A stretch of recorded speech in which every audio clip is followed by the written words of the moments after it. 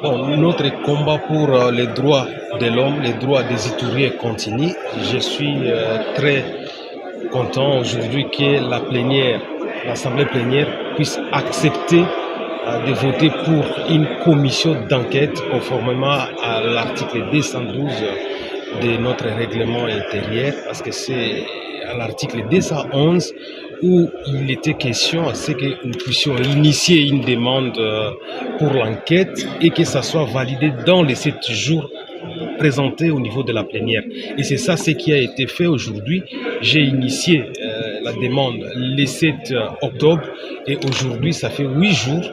Et donc nous sommes dans notre droit aujourd'hui. Heureusement la plénière a recommandé. Donc il est temps que la vérité éclate et que tous ces gens qui nous accusent abusivement puissent aller à Ituri. Et je vais demander au bureau que cette commission d'enquête puisse avoir plus de députés de l'Ouest pour qu'ils puissent saisir l'opportunité de comprendre tout ce qui se passe à Ituri et pouvoir revenir faire rapport à la plénière pour des décisions qui pourront s'en suivre. Donc pour nous, c'est un sentiment de joie, c'est un combat gagné pour les peuples ituriens et pour les Congolais en général qui vivent dans la province de l'Ituri, parce que même ici au mois d'octobre, on est en train de continuer à tuer les gens et comme je l'ai dit, on suspecte beaucoup d'éléments armés de nos forces armées être avec des miliciens qui sont en train de tuer les gens. Et ça, on ne peut pas accepter parce que nous voulons une armée qui est propre.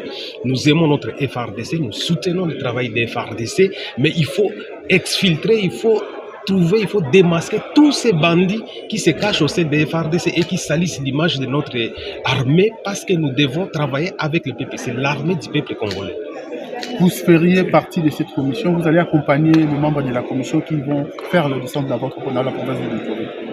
Personnellement, comme je suis pris en partie par certaines personnes qui pensent que je suis en train d'alimenter les conflits, je vais préférer rester à Kinshasa et qu'il y ait une délégation neutre qui puisse se rendre en Ituri. Mais si les bureaux pensent que ma présence elle est importante en Ituri, bon, je vais accepter parce que moi je n'ai pas peur de l'Ituri, parce que c'est une province où je suis aimé à plus de 90%. Donc je n'ai pas peur.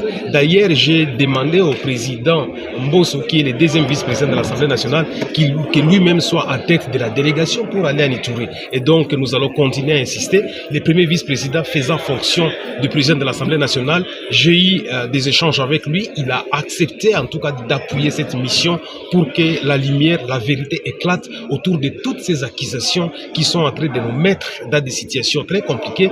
Et par la suite, on va continuer avec les dossiers judiciaires parce qu'il est hors de question que ma dignité puisse s'envoler à plein jour. Je dois me défendre. Et tout cela, après les rapports d'enquête, je vais les déférer devant les juridictions compétentes, la justice. Je ne laisserai pas tomber ces dossiers jusqu'à ma mort. Merci beaucoup.